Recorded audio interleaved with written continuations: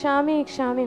महाराज श्री, जब कोई जैन श्रावक या जैन परिवार किसी अनाथ आश्रम से बच्चे को गोद लेता है तो उसकी परवरिश भी जैन परिवार में ही होती है। तो जब वो बच्चा बड़ा हो जाता है तो क्या वो मतलब अभिषेक कर सकता है, चौका लगा सकता है, मतलब क्रियाएं कर सकता है? क्षमा चाहूंगी महाराज श्री, कोई अगर कोई अनुचित जिज्ञासा आपके समक्ष रखी। बच्चे का जो माँ बाप की जाति होती है, बच्चे की कोई जाति नहीं होती।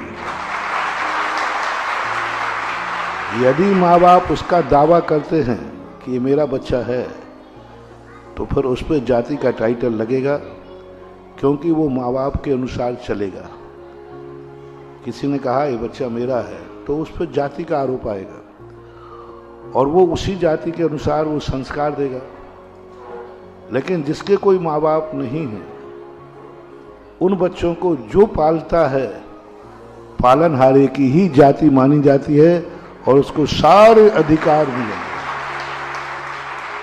पालने वाले से अपना बेटा मान लिया और उस बेटे के लिए आपने बाकायदा कानून से, समाज से बैलेट करके लिया है, तो शास्त्रों में ऐसा आया है, गोद लेने वाला व्यक्ति जिस किसी को गोद ले लेता है उसका गोत्र वही हो जाता है जिसने गोद लिया। इससे अनाथालय के बच्चे को यदि आप गोद लेते हैं बाकायदा बैलेट, उसको गोद देना पड़ेगा, उसको अपनी बल्दियत देना पड़ेगी और अपना एक टाइटल देना पड़ेगा कि मैं अपनी जाति का, मैं अपना गोत्र इसको देता हूँ।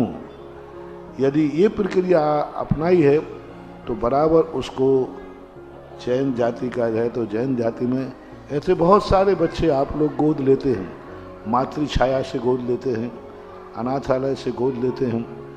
कोई बाधा नहीं, लेना चाहिए और उनको बाकायदा जैन में और किसी गुरु महाराज के पास जाकर उसको और दृढ़ संकल्पित करके उसको जैन कुल का संस्कार दिला देना चाहिए। कल आपने अपनी पर ये सिद्धांत लैला मजनू पर लागू मत करना।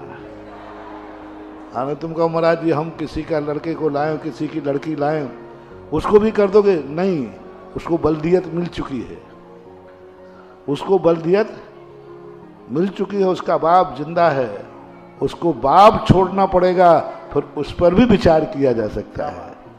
बल्दियत बदलना पड़ेगी, बल्दियत से जाति बनती है और जब तक बल्दियत चलती है तब सारे नियम कानून चलते हैं। जहाँ बल्दियत नहीं है वहाँ नया कानून बना करके उसको एक्सेप्ट किया जा सकता है।